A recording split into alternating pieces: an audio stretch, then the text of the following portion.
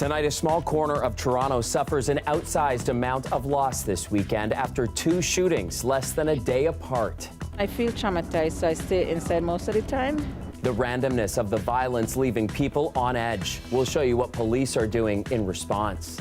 Is a net loss of spaces, but it's particularly detrimental to the Francophiles. Plus, childcare outcry. Why the decision to close Toronto's second largest Francophone centre is leading to such concern. I think a lot of collectors want to rekindle their youth. And rolling with the nostalgia vibes at the auto show. The Family Day fun people got up to this long weekend Monday. Good evening, I'm Chris Glover. Thank you for joining us this Family Day long weekend. It's meant as a chance to take a pause and spend time with loved ones, but tonight in Toronto's Jane and Driftwood area, that time is being used by many families to come to grips with random violence in their neighborhood. Two shootings over the weekend in less than 24 hours. Such a big investigative operation, police have had to establish a command post there.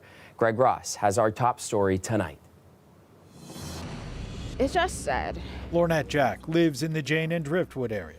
She says the two shootings there over the weekend have hit the community hard. In addition to the grief they've caused, she says residents there also are in fear for their own lives. I feel traumatized, so I stay inside most of the time because you never know when it comes out what can happen.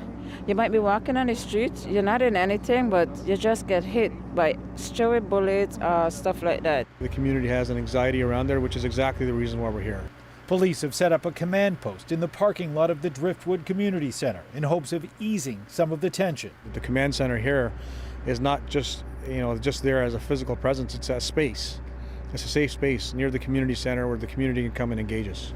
Police also have more officers on foot patrol in the community as they search for suspects responsible for the two shootings. The first happened Friday at around 6 p.m. A 16-year-old was shot while waiting at a bus stop just steps from the community center. A victim was also taken to the hospital with gunshot wounds, who remains in critical condition at this time. The second shooting happened at around 3 p.m. on Saturday. Another victim was shot while waiting for a bus in the same area. They later died in hospital.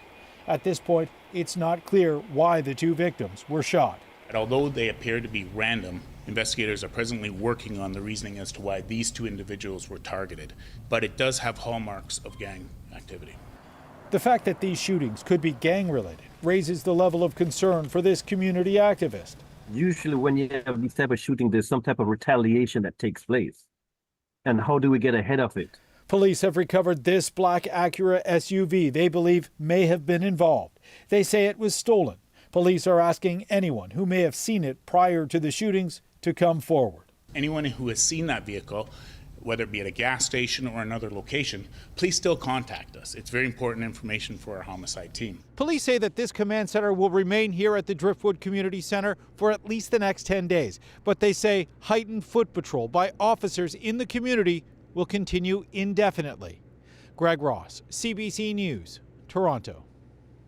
Updating you now on another dangerous day on our roads. Yesterday, there were 3 crashes across the city resulting in critical injuries. First to Rexdale, just before 5 on Sunday evening, a vehicle driving into a house near Albion and Byng, hitting 2 pedestrians. One of them was a woman in her 20s. She apparently got trapped under the vehicle and is in hospital in critical condition.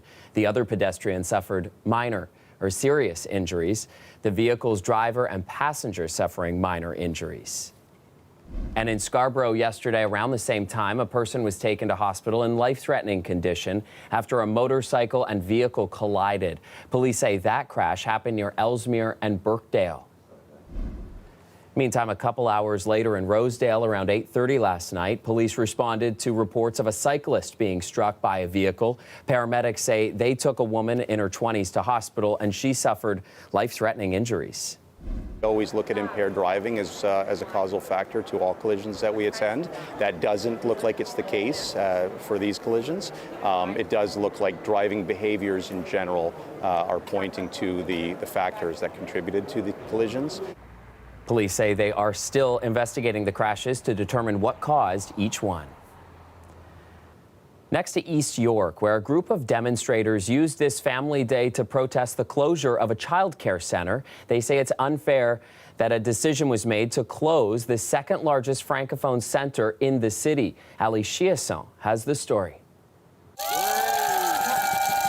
Dozens of fired-up parents have taken to the park across the street from their child's Francophone daycare, Le Petit Chaperon Rouge, translation, the Little Red Riding Hood. We have more than 90% of parents from Coxwell that have signed on to keep the daycare open.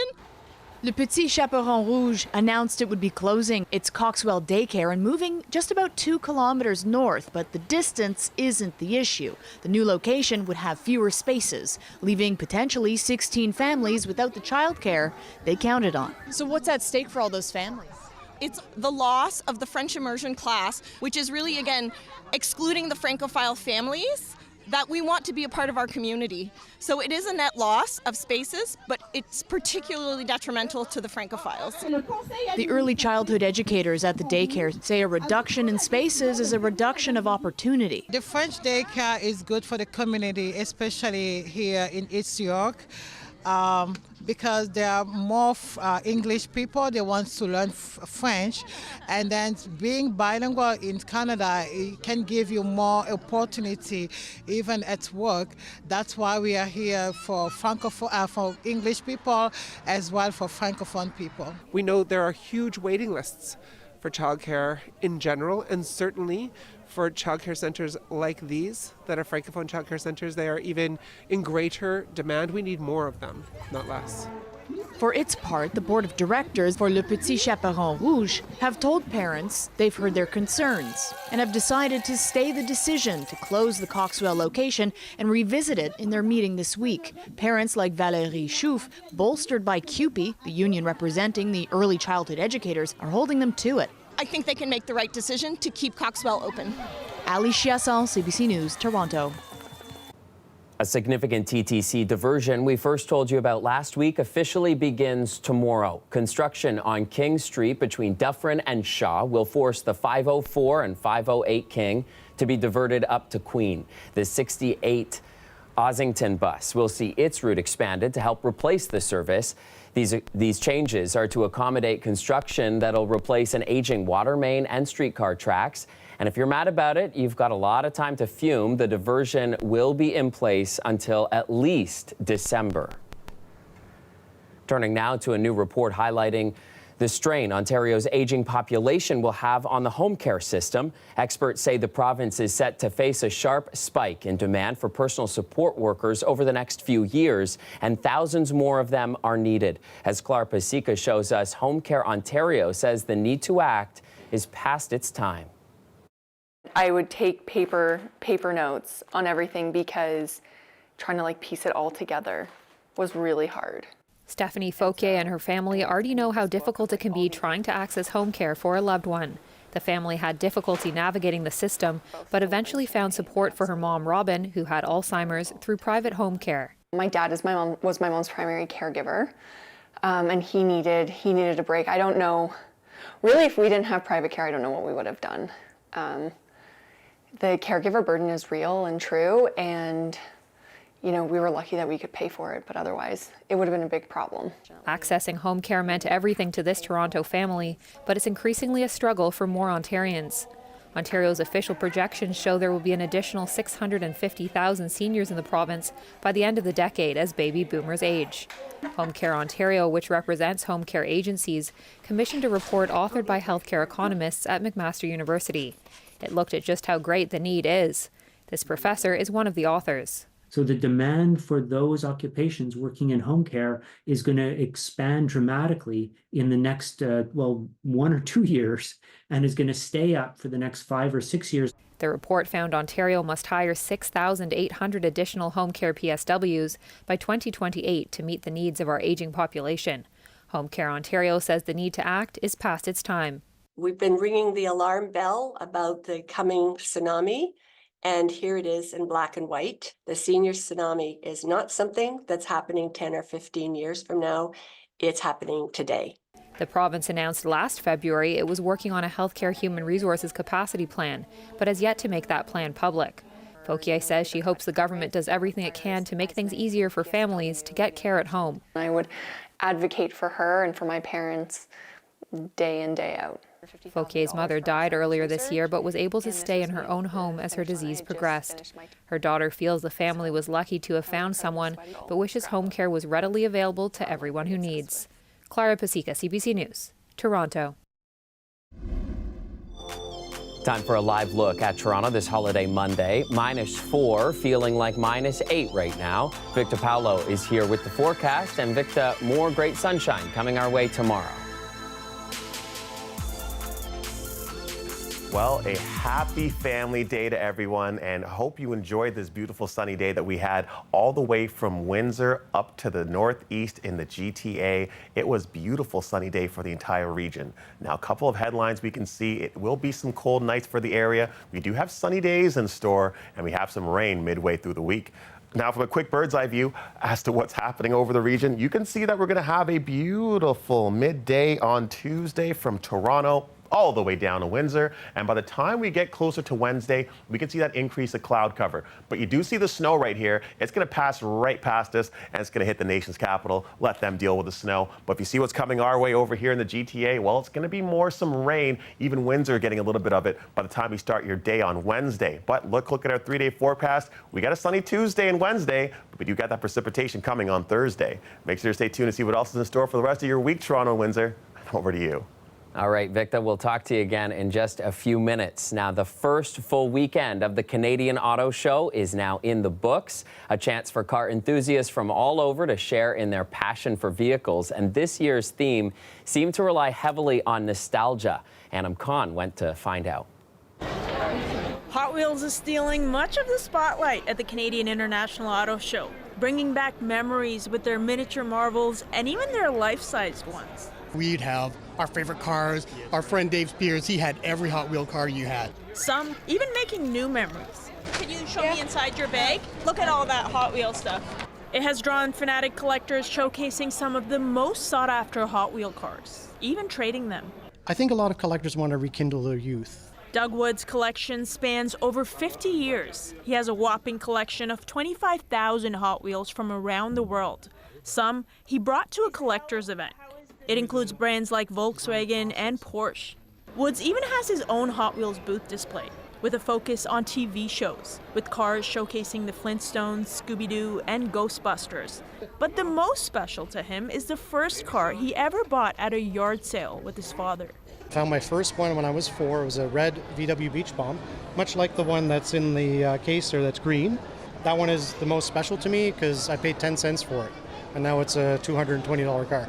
He's also showcasing Barbie Hot Wheels, an ode to Mattel, and life-size pink 1957 Barbie Corvette upstairs.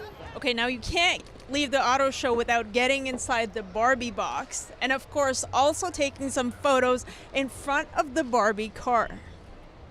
Mattel says the rave for Hot Wheels and Barbie is all about nostalgia. Last year with having the Barbie movie, it just created this wonderful cultural phenomenon. I love it pink, I love it Barbie, and I love it girls. I'm her Chan, you know? Last year, Mattel reported a spike in sales from Barbie and Hot Wheels, with a whopping $1.9 billion in sale in its third quarter. Anam Khan, CBC News, Toronto. All right, so the auto show, one great opportunity for people to get out and enjoy the holiday. Dale Manukduk takes a look at what else was on tap for today. Snow's distant relative Sand was the star of Family Day. A lot of people think about Woodbine Beach in the summer. Woodbine Beach was packed on this beautiful, sunny holiday Monday for the grand opening of Winter Stations, where lifeguard towers are transformed into interactive art. This is the 10th year of Winter Station, and the theme is residents. They're taking a look back at some of the most iconic installations, reinventing and remixing them. It's a free public art event. It's kind of epic that we've made it to 10 years. It's taken a lot of work to get here. Lots of families showed up. I spend all my free time with my family. They give me the strength and the energy for my work. But also people without family. So let's get philosophical for a second. What is family exactly? Family which you can call them anytime. You can just text them anytime. They'll be there for you 24/7, you know. So they'll take care of you when you are like not well or something. They'll make anything for you, you know. That's family. You know, it's probably not that deep. Whatever. It's an excuse to have a day off. A couple of kilometers north along the Danforth Jump for Joy Play Center was packed. Not so much of a day off for some parents. It's definitely more work. Although it's more work for my husband. He's actually the primary caregiver. As usual, hard work is paying off. Half of the money spent to enter is being donated to Michael Garron Hospital.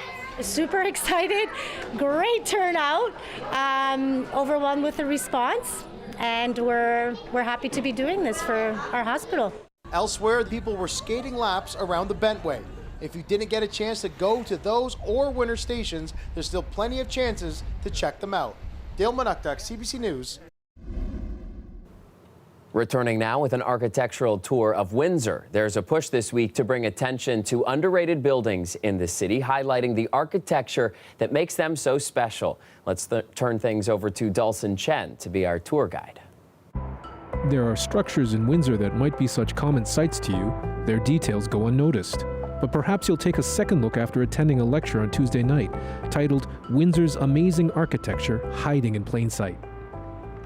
There's a lot of amazing stories about some of the buildings that we have here locally, especially the architects. That's really what I'm going to talk about, is these buildings that we drive by every day, we walk by every day, and we don't realize how significant they are.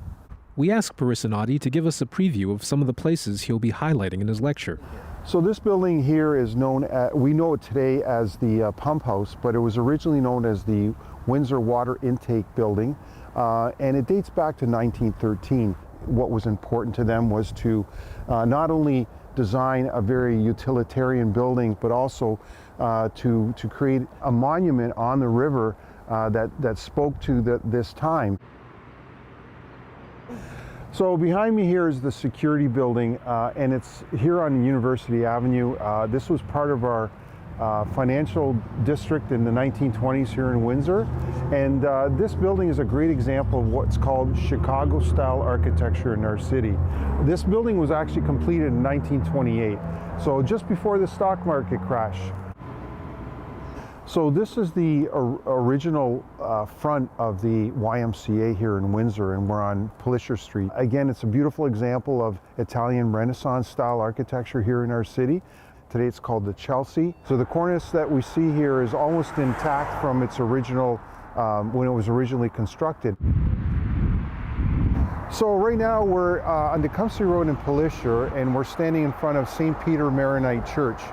That's what it's known as today, but at one time it was known as St. Clare of Assisi Church, that was part of the Roman Catholic Diocese out of London. This building was completed in 1930. To my knowledge, the only Art Deco church in all of Canada, and it's on our National Historic Register, but the brickwork is really what is the key feature of Art Deco. And the level of detail and the skill that the Masons would have needed is really difficult to find today.